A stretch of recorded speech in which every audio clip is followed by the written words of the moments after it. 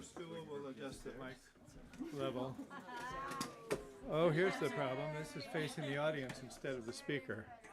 I have a feeling it's going to be a little more robust now. All right. Great, great, great. We'll find a few stools and a couple chairs to sit back there. But if you have something piled on a chair, why don't you unload it so that people can sit on such a thing? All right. Wow. Is that a good level, or should I bring it down a little? You like that? Sounds good to me. Sounds a little. You're in the front row. I'll bring it down a tiny bit. You all can arm wrestle. Okay. So yeah. So we're very, very pleased to have Jason here today. Yeah. Known him as a neighborhood denizen for a long time, and the Book of Stories came out several years ago now, 5 years ago, 4. We'll say 5. We'll say 5. Back when he was 23. So yeah, now this, which is phenomenal. So having not read the book, I can say that I at least read the extensive journal piece that he wrote leading up to writing this book, and that was so fascinating and it's a good writer. So we're very happy to have you here. Thank you. Thank you. I'm going to get out of the way. You think you mostly use that? I think I'll sit. Yeah, that's going to be good. Let's make sure that's not too high, and let's put this down where it's going to not obscure your face. All right. Okay, can people hear? Is that good? I think they'll be able to hear. Oh, louder. I'll adjust it a little bit from that end, too. So you shouldn't have to get any closer Okay. than that, I think. But people can hear me. I'm going to take these stools up to that end because they'll probably get some use. Yeah. Don't stand up. Do you want the disco ball? Always. Okay. I'll see if I can find the control. Are you going to play guitar, Bobby?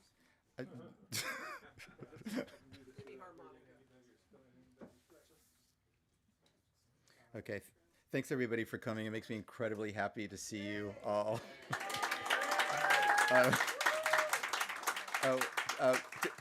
Today, I recently discovered that today is Independent Bookstore Day. Yeah, and but we made this plan a long time ago, and Eric might have known that. Eric seems very nonchalant about Independent Bookstore Day, but I can't imagine a better place to spend Independent Bookstore Day than Bird and Beckett. It's a truly great place, and what's really great about it is that there are no bad books here. I defy you all to find a bad book, so I'm hoping my books will move so that they don't have to live in this place and withstand the pressure of all of the excellent books here. But the book is not officially out yet. And but I've been talking about it for a long time. Most of you have heard me talking about some of these characters and stories, but I have gotten when I tell people about this book, I've gotten people ask questions. So I want to tell you what the top 2 questions are. The first question is, how long is your book? Which always takes me by surprise. But what I think that people are saying, like, how much of a slog is this book going to be? But anyway, I tell them how long it is, and then they say, that's really great. And then I realize that it's like a measure of accomplishment, like how long your book is, and so that's really sweet. Even though it's kind of arbitrary because it has a very big trim size. If it were smaller, it would be more pages. And also, my editor thankfully asked me to cut out tens of thousands of words, which made it much better. But my point is, it could be even longer, right? But anyway, this is the length that it is now. But as a question that people ask, it's quite easy for me to answer that question. Okay, top question number 2. What genre is your book? And that's actually a more interesting question for me, and maybe because I don't really ever have a good answer. But I say like narrative nonfiction or historical storytelling, or like a narrative nonfiction wrapped in a memoir, historical sleuthing. Well, you're kind of getting the picture that it's not just like a regular history book, even though it's very historical, this book. It's about Savannah in the 19th century. But I guess what I'm getting at is I put myself in the book. I'm kind of the guide through this world. when I working on this project, one of the great things is everybody had a book for me to read, and I dutifully ordered or dutifully read or at least ordered or perused every book that people suggested, and I didn't know much about 19th century Savannah, even though I grew up there, but. So I read a lot of history books, and one thing I noticed about a lot of the history books I was reading was that I found them quite dull, which I thought was a shortcoming, my shortcoming, because I was really interested in this subject, and I kind of realized that some of these books that I found so dull was because there weren't really characters to follow, and like historians have to. I mean, Matthew's probably rolling his eyes. We have actually a real historian here, but historians can't just speculate on people's interiority so much. But I, not being a historian, can. And so I really tried to kind of inhabit these characters and really understand what made them tick. And so that's why I say that there's an element of a kind of like imaginative history writing here, in that where the historical record was absent, it was silent, which inevitably it was. I happily stepped in and tried to imagine, maybe what might have happened. I really don't want to add to the huge pile of alternate facts out there or untruthiness, but I try to be pretty clear in the book where I'm kind of imagining what might have happened. So again, I've been talking about this for a long time, but for people who don't know, just quickly, who are these characters I'm writing about? So Jeffrey, my husband, and I bought a flat in this building on Liberty Street in Savannah. That's in the historic district. It's a townhouse that was dated after the war, 1875, and it was as you'll see, it's because I'm going to do a little bit of a reading from the start. It kind of came with a story. The person who developed the most of the houses on this one block was named Solomon Cohen. I had never heard of this person. He turned out to be a real big shot in 19th century Savannah, mid 19th century Savannah. He was a lawyer and a politician and the postmaster, and both before the Confederacy and under the Confederacy, and a banker and a real estate developer and a synagogue president, and on and on and on. His wife, and he was from his family was originally from South Carolina. His wife, Miriam, was from a very prestigious Jewish family. Her aunt who raised her was Rebecca Gratz. I don't know if you've heard of Rebecca Gratz. She was probably the most famous Jewish woman of the 19th century. She founded benevolent institutions from the time she was 19, for orphans and widows, for Jews and for non-Jews, for everyone. She was a great beauty. There were a couple of portraits painted of her by a well-known portraitist. She also found or invented a Hebrew Sunday school, which is something you might think would not have needed to be invented, but there was no Hebrew Sunday school before she dreamed it up. She was a great educator. She herself never had kids, but she was responsible for, I guess, the upbringing of just so many, thousands of kids, really. That was Miriam. Then they had 3 kids, and their son Gratz was a sensitive boy, queer. I learned from reading his diary and letters. Queer in the sense that he didn't feel he was possessed of a masculinity that he felt was right for the historical moment, which was got to fight in the Civil War. Also queer in the sense that he really liked guys. So, and he was disabled. He had some problem with his feet. He was a poet. He went farther north, not totally north, to be educated. He was the first Jewish student at University of Virginia. He didn't want to follow in the path of his very traditionally successful father.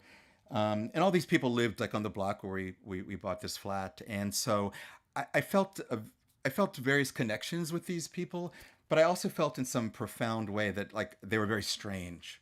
And I really couldn't really understand them. And so that kind of combination of me feeling this connection, but also really not understanding them, kind of propelled me to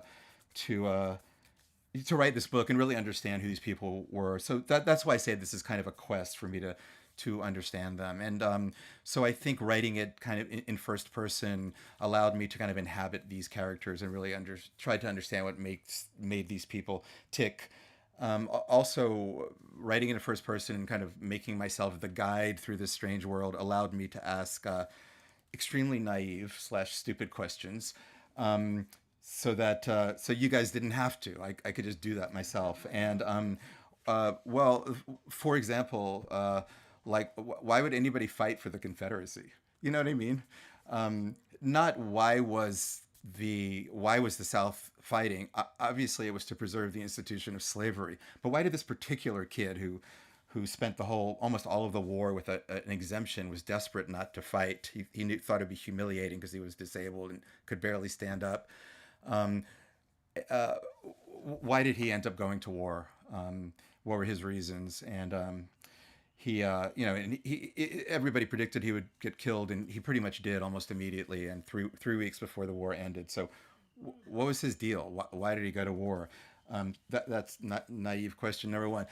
The other naive question was like, Solomon Cohen, the patriarch of the family, he owned 23 people. He was an enslaver, and the top Jewish enslaver in Savannah, 23. Most people, that's a lot of slaves to have when you're living in a city. You know, why do you need all those slaves? So that was something else I wanted to know, like how could a Jew own slaves?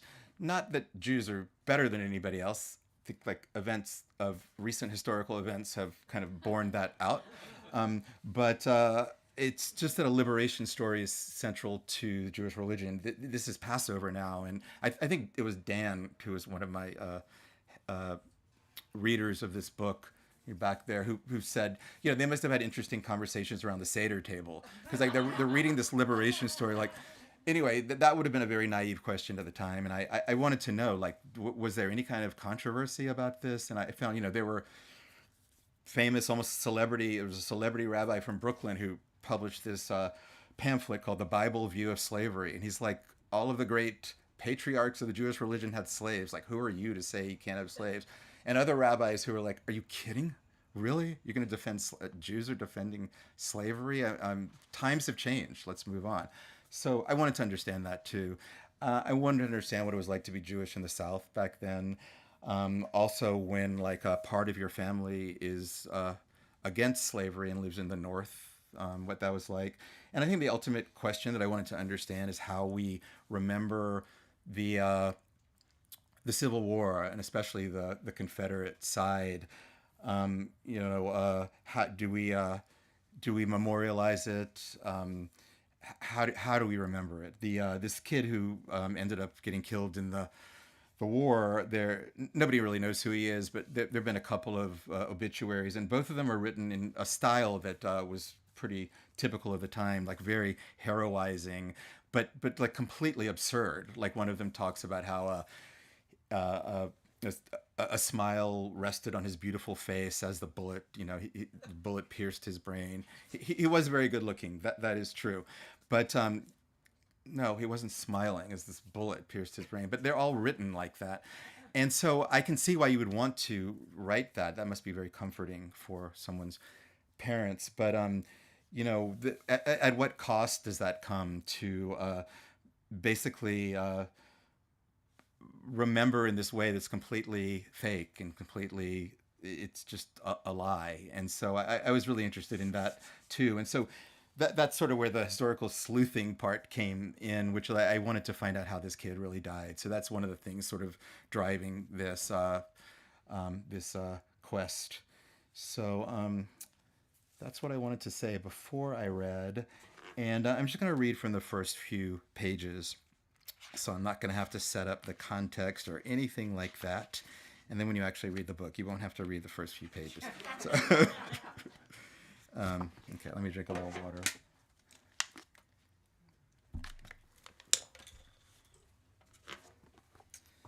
The introduction has four sections, and I'll just read from the first two. So, 1. Like every ghost story, this one begins with a house. It's an 1875 Greek Revival townhouse in the historic district of Savannah, the city where I grew up. And while I must have passed it again and again, the Civic Center on the next block was where I once participated in a 16-piano rendition of the Star-Spangled Banner. The first time I really saw the house was in a real estate listing I perused in San Francisco, where I now lived. Own a piece of history. So the listing exhorted prospective buyers of a condo in the, quote, Solomon Cohen house. My husband and I bit, but not because we thought it was a building any more historic than anything else in downtown Savannah. My hometown is full of mansions of note, but this wasn't one of them. This was creative realtoring, though I got a kick out of the fact that a house named after a Jew, whoever he was considered a selling point. The names ascribed to the city's important houses run along the lines of Davenport, Green Meldrum, and Owens Thomas.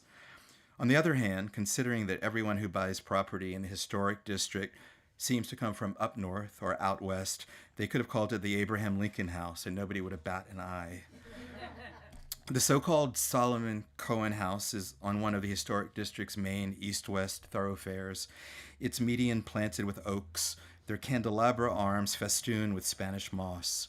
In the listing, the townhouse, presided over by magnolia trees, appeared to be composed of perfectly stacked blocks of white stone.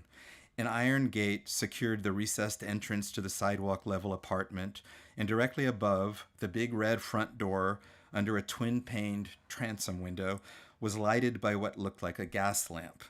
Tall windows were crowned by pointed neoclassical pediments, and the distance between floors suggested soaring ceilings. The building's facade, though smudged from water running down it, gave the impression of clean, simple elegance, and behind it a lot of space. The pictures of the apartment itself, one flight up from the parlor level, were noticeably few in number and of terrible quality, as if someone had held up a camera here and there, and without looking through the viewfinder, clicked. But I was intrigued, maybe for the same reason that a friend's future girlfriend answered his ad on Match.com. His picture was so bad, I figured he had to be sincere. I asked our real estate agent, Chris, to check it out for us. He sent us a video he made as he walked through the place. Now I'm in the little front room, which has a lot of light and a fireplace, he narrated. This is the living room, which is big. Another fireplace. Broom closet or something. This back bedroom is bigger. Another fireplace. There's a hole down here in the baseboard, might be from termite damage. Or mice. Kitchen's a nice size, needs some work. I called Chris right away and asked if he liked it. Well, he said with typical candor, it'd be good for a weekend rental, but I wouldn't want to spend too much time there. But I knew I would. Chris's tour had captured everything the pictures in the listing tried to hide. The awkward shape of the back bedroom, how little closet space there was, how much work the place needed. He let us know just what was crappy about the apartment and what was acceptable. But he entirely missed the place's potential, how lovely it could be. That was okay. The promise of beauty wasn't his concern. Looking out for us was. So we made an offer sight unseen, and Chris negotiated us a nice discount to pay for all the work the apartment would need. As savvy as I was about real estate, I wasn't as cool as I appeared. How could I be when I was buying a place in the hometown I'd fled 3 decades before, when I was apparently trying to prove you can go home again? I could visit my parents without staying with them and meet them as I did everyone else in my life as an adult. The apartment would be a financial investment, but also an investment in my past. Of James Joyce's 3 writerly weapons, silence, exile, cunning, only number 2 can I truly be said to have obtained, and then only by accident. At the age of 18, I hadn't intended to escape the South, but that's what I ended up doing.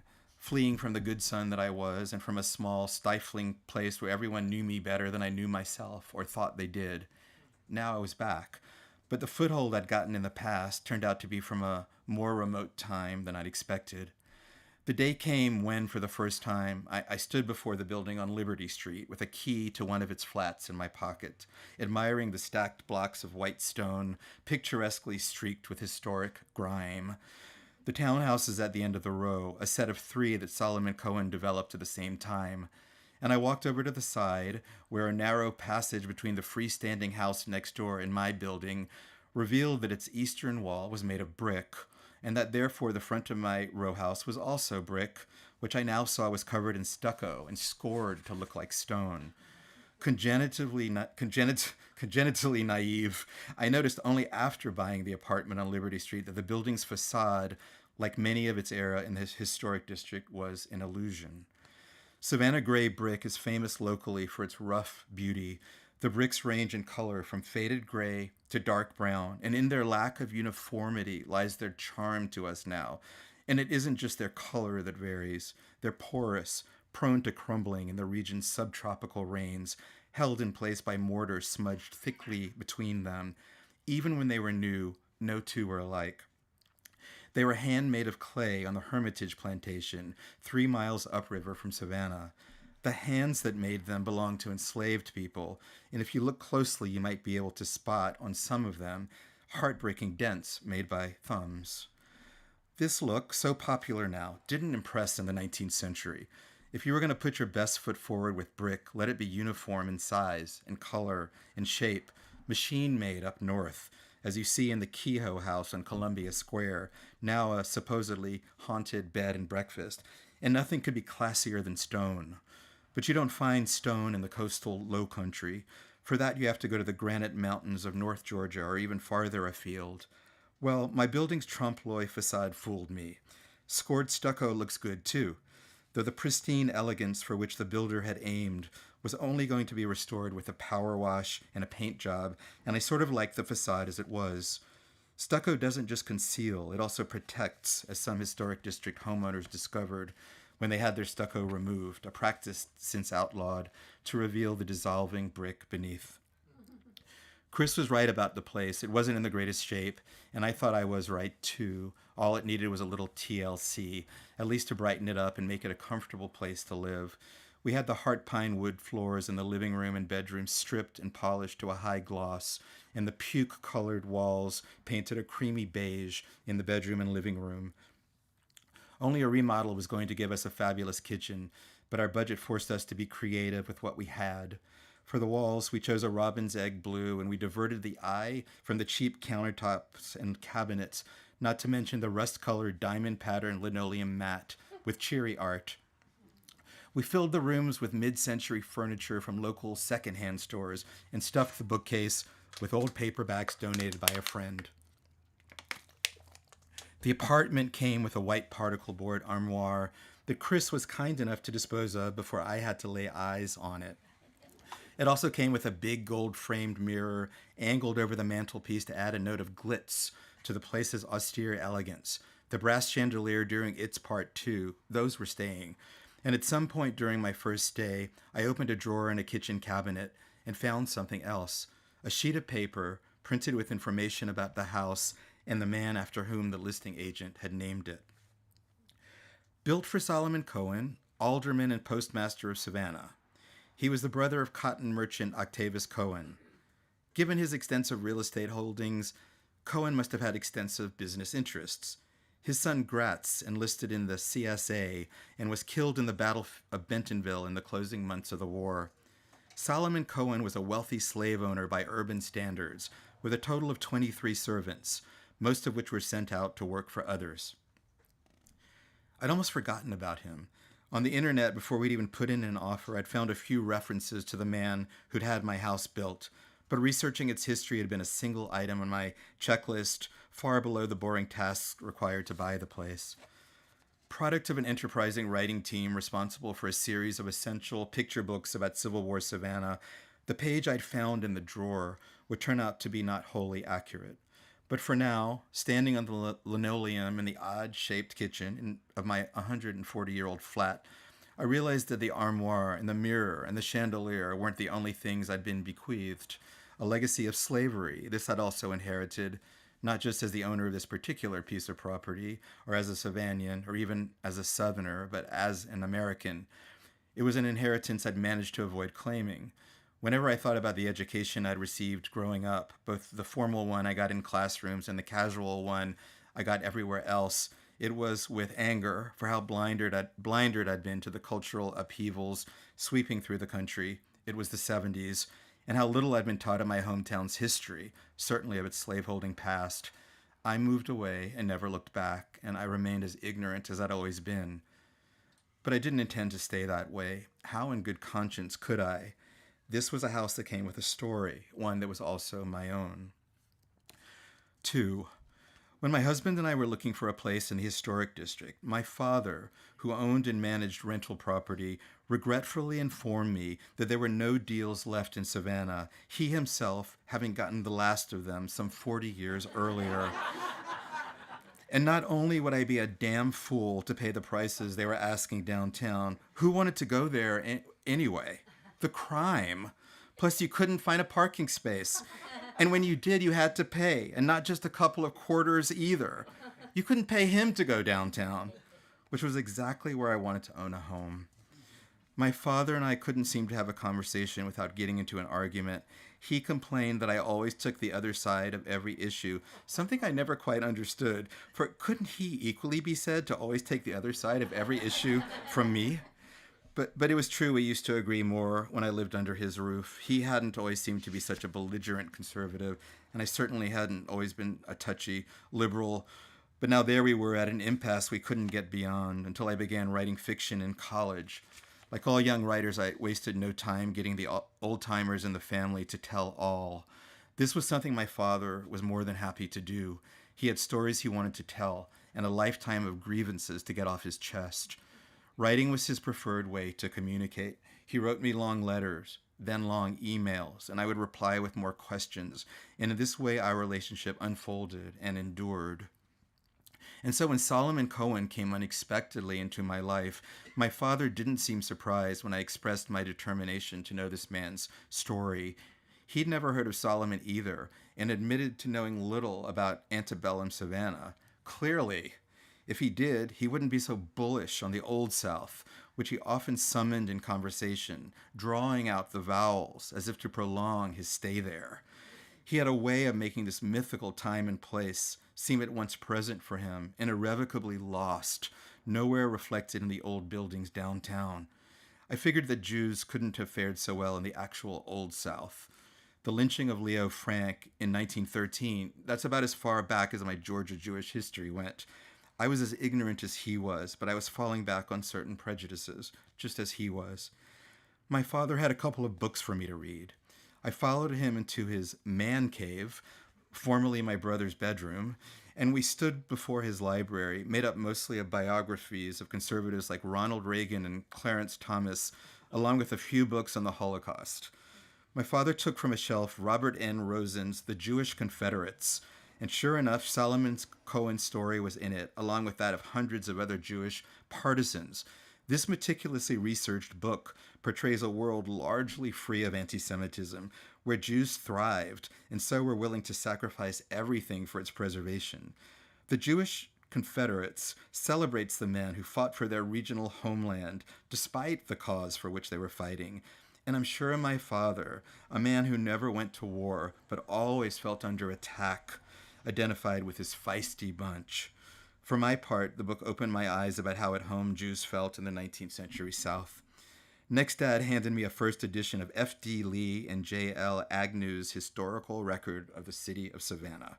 A friend of the family had informed him of the value of this little black book, a few years older than my house on Liberty Street, and so he kept it in a freezer bag somewhere safe. My father handed me this rare book the way, when he was dying, he would give me his gold-plated wristwatch and my grandfather's bar mitzvah ring. He was passing along treasures, but the book was something he knew I would use. Thank you.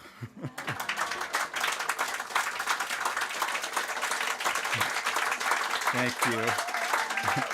I know this. I know that this introduction makes it seem far more memoir-y than it actually is. I sort of disappear and become more of like a voice or like an eye or a guide.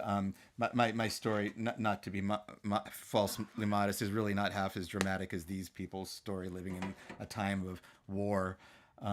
But the introduction is sort of my way into this world. So, but do you have any questions or comments? Or How long ago? Did Solomon Cohen was the founder of 23andMe? Was was was he the founder of 23andMe? It's, oh yeah, because he did so many things. No, he had 23 slaves. Oh, 23 slaves. Okay, yeah, I get it now.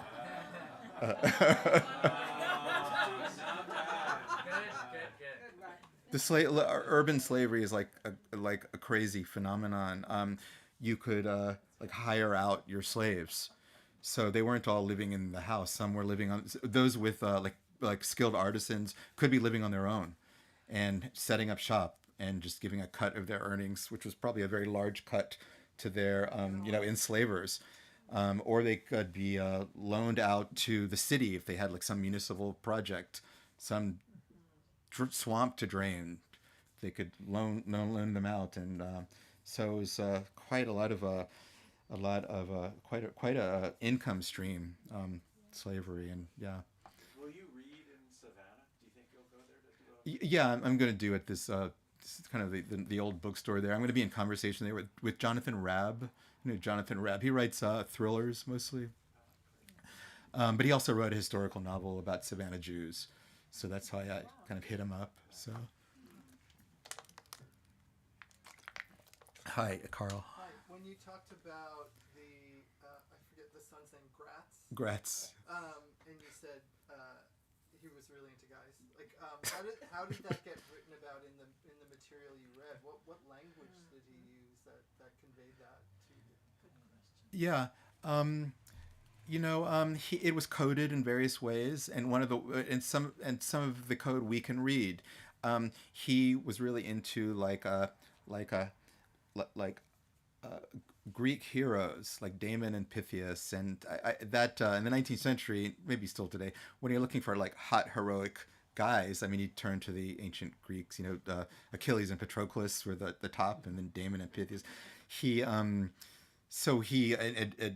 So from antiquity, he also read these extremely tortured diary elements about diary entries of purity, about purity. He was at University of Virginia when there was hardly anybody there. There was like a war going on. It was kind of crazy to be there, but he was extremely close to.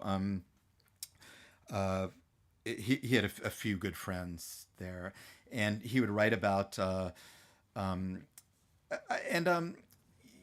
They slept together like in the same bed, and I feel that this is like a fraught thing because you'd say, oh yeah, everybody slept together in the 19th century. It didn't mean they were gay, whatever. But the way he would write about them, it was clear these were very meaningful attachments. And one of them, his sort of person he was close to, named Jimmy Davis, he said that he hoped that he remains he never feels as I have felt, that he remains guiltless and pure.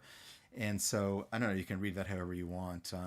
But the way he wrote about these male figures in his life was very, they were like flesh and blood characters. He also wrote in a very sort of almost campy way about like the women. There were very few men in one piece, and they were off fighting. The ones who were back there just weren't a lot of men around. So like an actual eligible bachelor was like a big thing. So he was constantly being introduced to like his professor's daughters, that kind of a thing. And he would write in his diary like there was one, he's like, I was introduced to the irresistible Miss Fanny Green. I feel she will not succeed in her aims with me, kind of thing. And, he wrote about women as like an entanglement, always an entanglement. Or just in this very cliched way, he wrote to his sister, like, you should come visit me. You'll see if my reputation as a terrible flirt is owned. I mean, and he also compared himself in an extremely, this is when I talk about masculinity and that he was queer.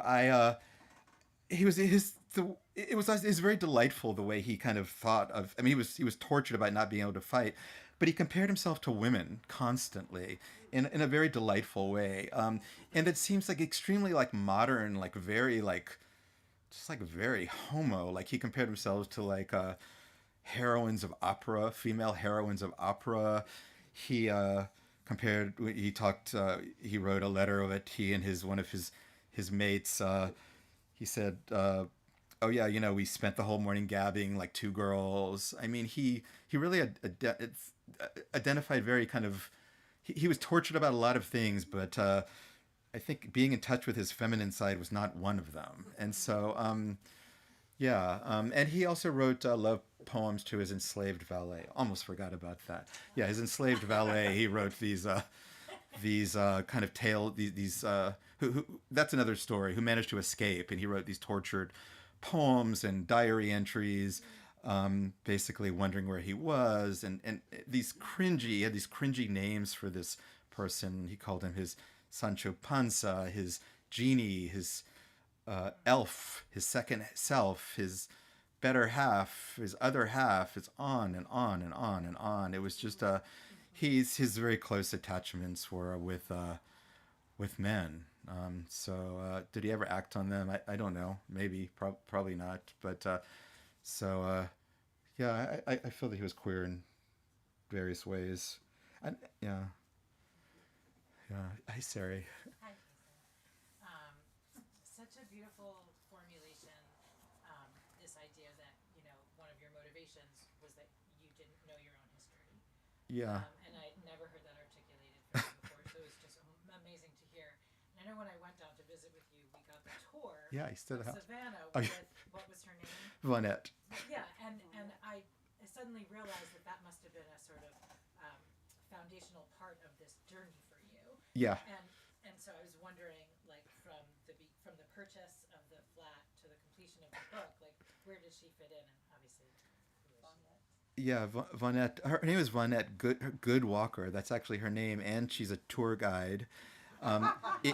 In addition to being the director of the Civil Rights Museum in Savannah, and a writer, she's a very impressive person. So yeah, Sari and I went on this tour called Footprints of Savannah, which is a slavery tour. I found it very moving because, like, I just realized how much bullshit I had learned about my own hometown, and she's an extremely formidable woman. But yeah, she was a great expert and guide. I mean, she once said she was going to be my boots on the ground, and it was great. She she was very helpful to me, and so she's actually kind of a character in the book. And I told her exactly how she was being portrayed. She's like, great. But yeah, I learned a lot from her, and continue to learn a lot from her about slavery, and it's I mean, it's not coincidental that I learned nothing about it. I'm not, like, proud of the fact that, like, I didn't actually go out of my way to actually learn something until I started doing this book. Yeah, it's really a complete conspiracy of silence in that town. I mean, I think it's getting better. They formally apologize for slavery. Vonette herself is really good about getting historical markers up. One of the squares named after John Calhoun. John Calhoun was like a really big defender of slavery. The residential college at Yale was named after John Calhoun, which has now been renamed. And the square in Savannah has just been renamed after this wonderful woman who was opened a secret school for black kids in Savannah, and also was a nurse with the first union, what's it called, corps or battalion, whatever it is, of freed black soldiers. And so so that was really cool. That's really cool. So yeah, I think things are changing. So, but anyway, Matthew, yeah, this is the real historian here.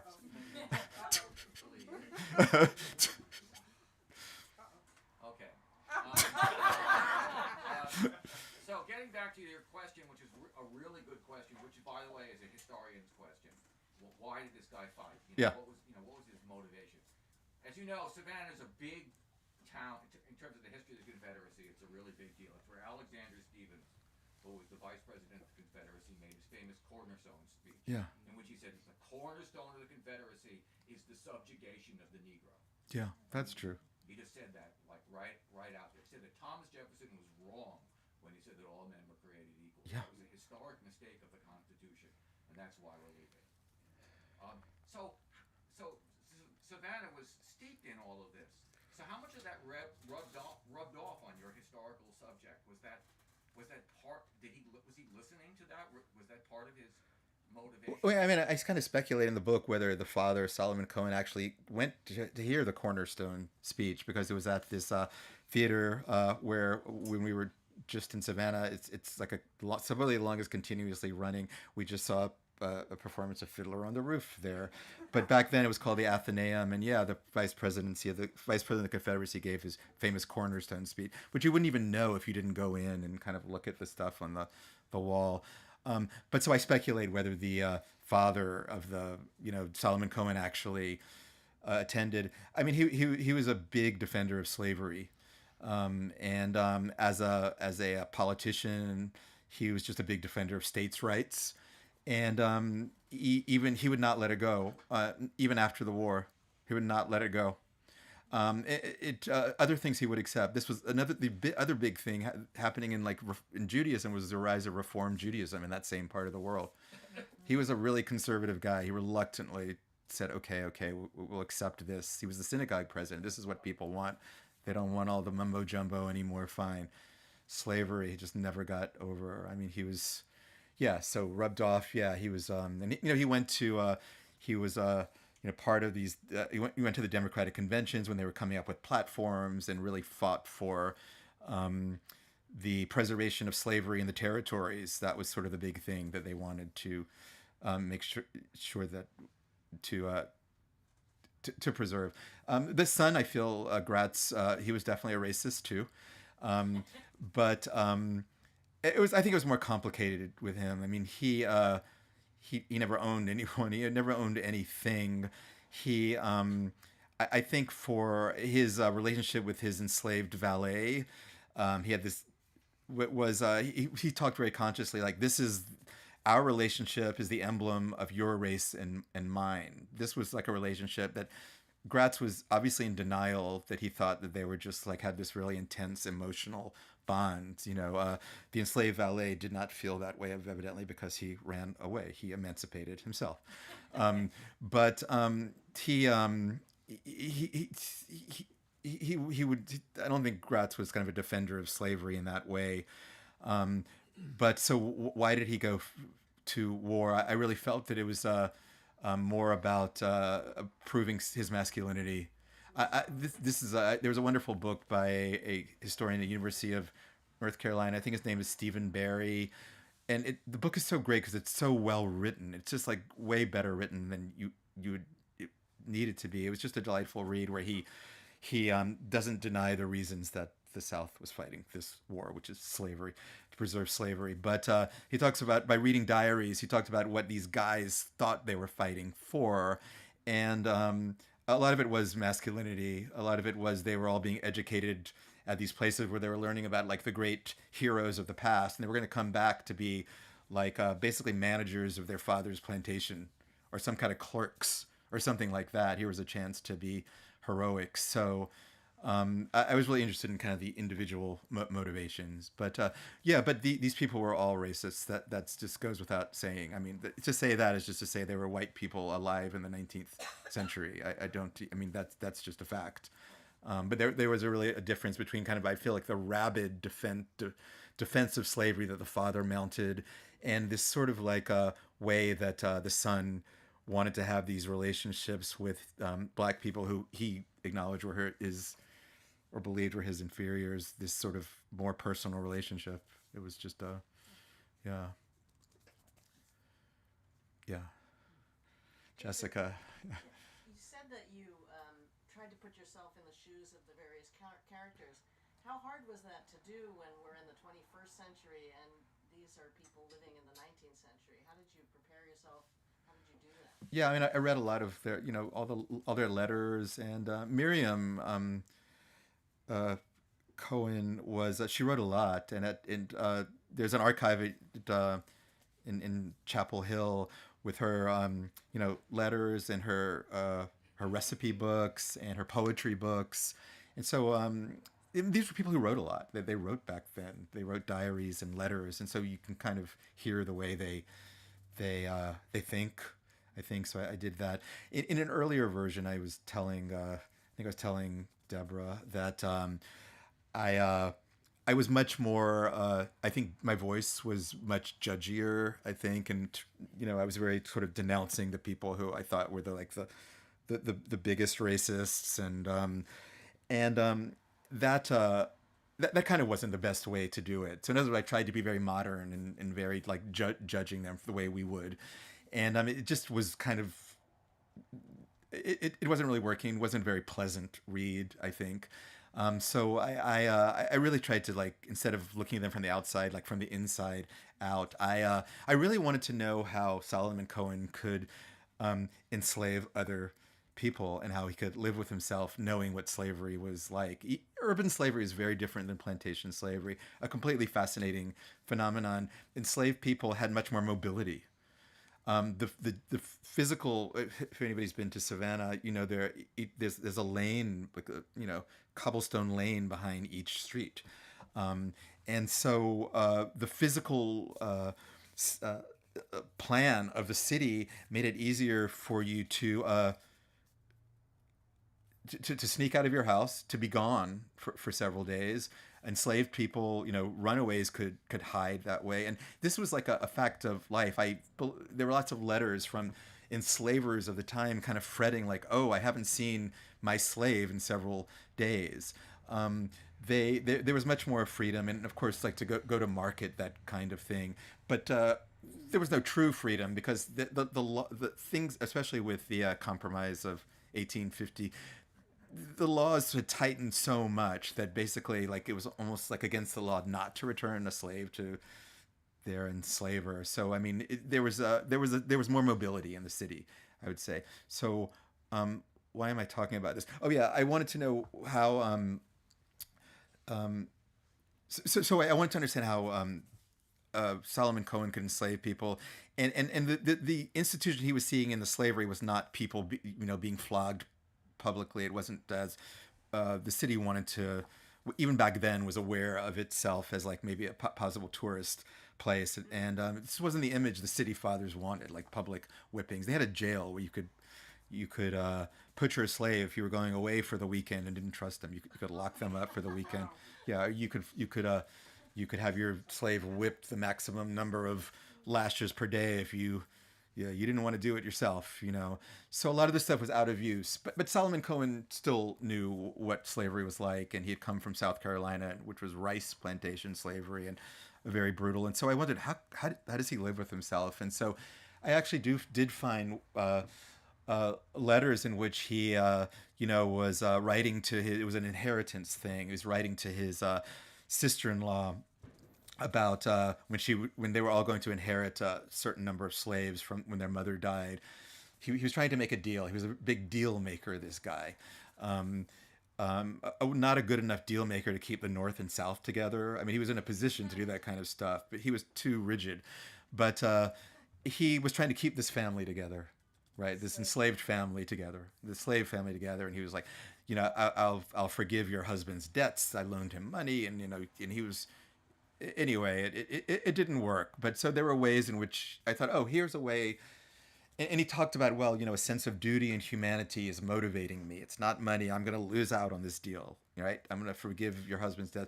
But it's duty. It's a sense of duty. It's a sense of humanity that's motivating me to keep these family together. So there are ways in which he could kind of convince himself that this was good. I mean, he wrote letters like, our slaves, our own doctors take care of them. They sleep in comfortable beds. I mean, there were ways in which he rationalized this thing so that he could live with it. They had to live with it too. It wasn't like they just thought they knew what the score, but found ways to live with it. So that's the one I wanted to learn, like from the inside out, from their letters. They wrote like, how do they live with this? How do they justify this institution?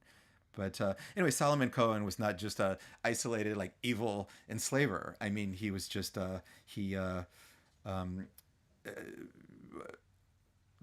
people who could afford it, mostly white people who could afford slaves in the South owned slaves. Jews, non-Jews, Jews lived like their neighbors, and it was a way of like assimilation and acculturation. Right, for Jews who are, are they really white? Jews kind of foreign. To buy slaves was kind of like a shortcut almost to being white in a way. So sure, why not? They did it. But yeah, they had to find ways to live with themselves just the way you would imagine. So, but yeah, I tried not to judge from our standards, even though of course I couldn't keep the tone. I couldn't keep my modern sensibility to myself. That would be very boring, and I couldn't write it that way. But yeah, this is what people tell me, and that's going to get me off the hook, hopefully, with people like Matthew. It's not like I'm a real historian, so you'll forgive me. But anyway, I did have a lot of experts help me, though. Hey, I bought your book. I want you to. Oh God. Okay. Right, Matthew. The other person Matthew's the one person I'm afraid of in the audience. The other, and then it's my mother in Savannah. She's the other person I'm afraid of because she knows a ton about like Savannah history and could tell me what I got wrong. So. Anyway. Has she read the book yet? No, she hasn't. She's in it. She's in the book in the introduction too. So, but no, she hasn't read it. So, but I think somebody else. This is Jennifer, who actually. She's from the Bay Area. I mean, she lives in the Bay Area, and she also lives upstairs from me in this house, just coincidentally. Yeah, it's so crazy. We met each other in Savannah. So thank you for documenting that. I'm excited to read it. I can't wait. I was curious because I know you spent a long time really researching everything, and then it sounds like you also got a chance to really do some personal reflection as well. What was the most surprising thing you found from either the research or kind of a personal discovery going through this journey of writing the book? The most surprising thing, I don't know. That's a good question. I guess maybe what was most surprising was how at home Jews were in the 19th century South, as long as they acted like their neighbors. I mean, if they were going to be, like those people from Philadelphia and Boston and, be all abolitionists and stuff. But as long as they acted like their neighbors, they were really accepted. I think being in the Bible Belt helped. They were considered, people of the book and all that kind of stuff. I really looked, I'm always on the hunt for anti-Semitism, right? But even when Solomon Cohen, he was running for office, I found maybe only one thing where some opponent like made some reference to him being a Jew, but otherwise, these Jews really, kind of rose to the heights of the social structure, which I have to say is like kind of an old way of telling this story, which is as all Jewish people in this room know, like in the old days, that was like you would talk about how successful Jews were, like in business, like that was kind of the story. Yeah, and they were, but I was more interested kind of like at what cost. So yeah, I was surprised by how just assimilated they were. There was a lot of intermarriage. That was sort of the ultimate step, I think, in the assimilation. Very accepted in business and politics, everything. It was a very kind of at-home place for Jews. So I guess that was the most surprising thing for me. So yeah, that was really their homeland, which is why Southerners, white Southerners, white Southern Jews fought for the Confederacy. It wasn't the Union, that was their home. It was the South. So. There were also German Jews, right? Yeah, German Jews kind of came later. Like all these people I'm writing about were Sephardic Jews, which is fascinating because there's not much trace of these were this whole family came to the originally to London and then Charleston in 1750 and escape the Portuguese Inquisition, which that just kept going even into like the 18th century. They were Sephardic Jews, and those were the original Jews who settled in Charleston and Savannah, and then later generations, with especially once you start getting into the I guess the 50s, 60s, 70s German Jews, and then more Eastern European Jews. But there were every group that was already here was very of course very snobby toward the one that came. But yeah, it was Sephardic Jews. That was also learning about the whole Sephardic Jewish thing, because it's really not much trace there now, like in the services or anything like that. But so yeah, where did they go? They must like intermarried, and they're not Jewish anymore. Those families, they had names like Da Silva, Rodriguez. So it was really interesting. But they you don't see those names anymore. To what extent? Go ahead. extent did you feel assimilated growing up in Savannah as a Jew? I don't really. Yeah, I don't know how assimilated. I mean, we had a just very Jewish. I went to a Hebrew day school, so most of my friends were Jewish. There were 3 synagogues. I mean, we were just. I mean, we were just regular suburbanites, but we were just very Jewish identified. So these people were assimilated in the sense that they would go to synagogue and also church. Just things that seem very different to us now. But Savannah didn't have like a, in the 19, there were no Jewish ghettos in Savannah. It was a little town like the North, so they were much more assimilated. But yeah, I don't know. Yeah, I mean, we felt very Jewish, I guess, not from maybe less of from a cultural point of view, because there weren't, I don't know, we weren't a lot. Woody Allen, we had Bad Bagels. There weren't a lot of Woody Allen movies, whatever. So, but it was more like around synagogue stuff, and So anyway, Jason. Was the congregation that Cohen led integrated by class and by national origin too, or was it limited to the elites that he represented? Well, I mean, it was the only synagogue there at first, but then then another one came for German Jews, but yeah, I think I don't know. I mean, it was the only synagogue. I know there were. I don't know if they were all elites, but yeah, it was the only synagogue for a long time. There is a historian of a rabbi who wrote like the definitive history of that synagogue, which still exists today, the Mikveh Israel. It's a very old synagogue. So I learned a lot from that book. That was another one of the maybe not the most. Is this being taped? Not the most scintillating books, but I learned a lot about the history. But yeah, I don't know how mixed it was in terms of class. I mean, Jews weren't all professionals, so it must have been somewhat mixed. Yeah. Oh yeah, Machu. Yeah. Maybe 3. See how it goes. Well, the first one is, when did you know you had a book to write? I mean, you've been reading short stories before, but this is, a full novel. Because I know you've gone through various. I was part of I think at the beginning when there was some, you didn't know which way it would go. Yeah, we talked about that. Yeah. Well, I mean, we talked about it. Which I was kind of learning all the things, and all the things I was learning, it was like it all felt very like thematic. We were talking like there'd be like Gratz's queerness or Jewish slavery.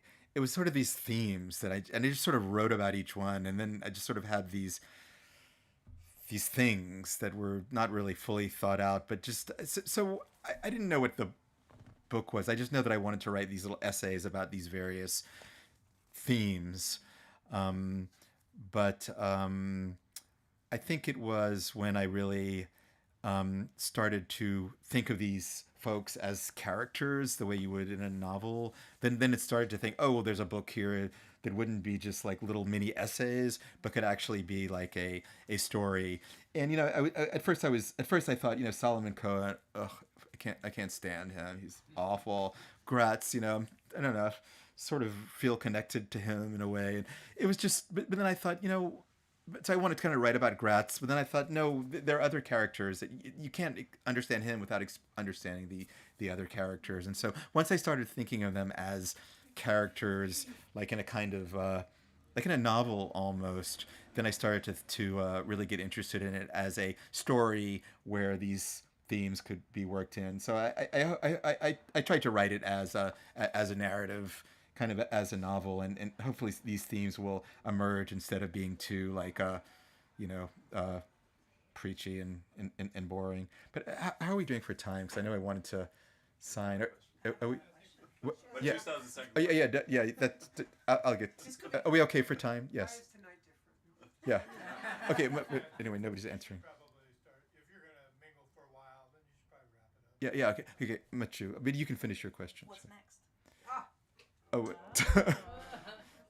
you know, working on various stuff. It's not that That sounds really big. various unpromising stuff. But no, it's just that's just the way it goes, you know. Just some kind of fiction, but you know. Some kind of fiction. Yeah. Some questions in the back row here. Oh yeah. Sorry, I can't see. Oh, yeah. Hi.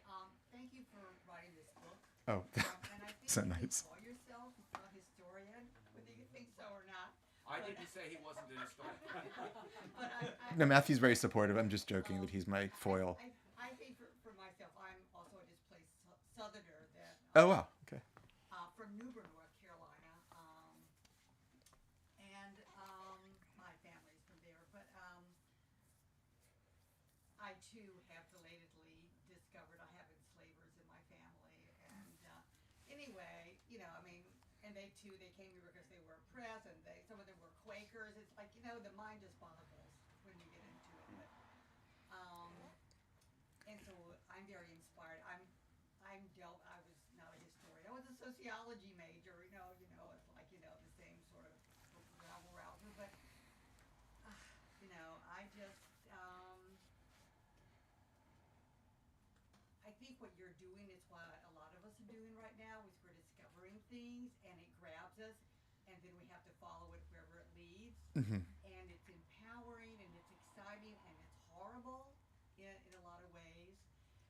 And I'm glad that you have so many friends and supporters here, because I found when I start talking about this, I am too. Yeah. my friends kind of like, what are we having for dinner? And you read any good books lately? Fine. And so I'm so glad that people are listening and want to learn more, because it's not just hidden history, it's suppressed history. And I think for those of us that feel compelled to tell the story, it's very, it's essential. So thank you. Oh, thank you. Very nice. Thank you. And my question, though, there is a question here, is you were writing about someone that you're not related to. Do you think it would have been different for you if you actually were then a descendant of Solomon Cohen, and no one in your family had talked about the enslaver part of that, and you had just found out I would try to tell the story, and also perhaps then you had, an ancestor who was also gay, right? Yeah, I think yeah. So yeah, do you think it would have been any different for you? I might have considered along the way some fictional version in which that was the case, but just seemed very fake.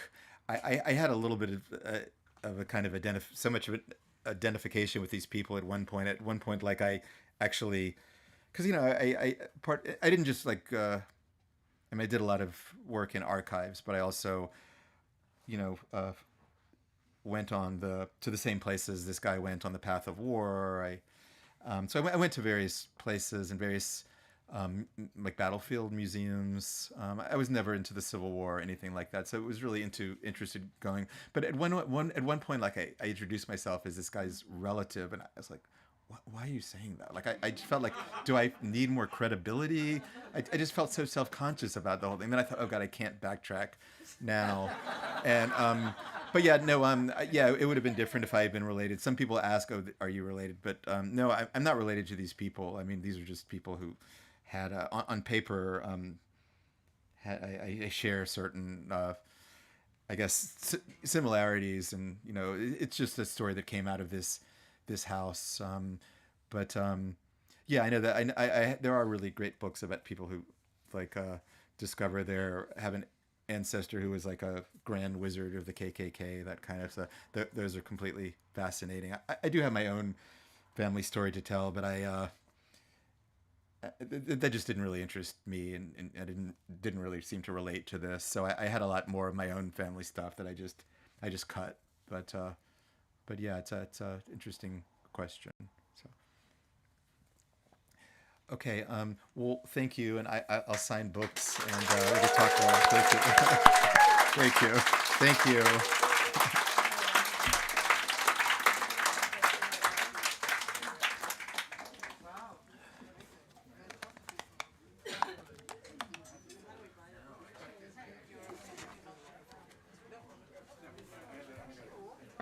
gotta sign mine first. Okay.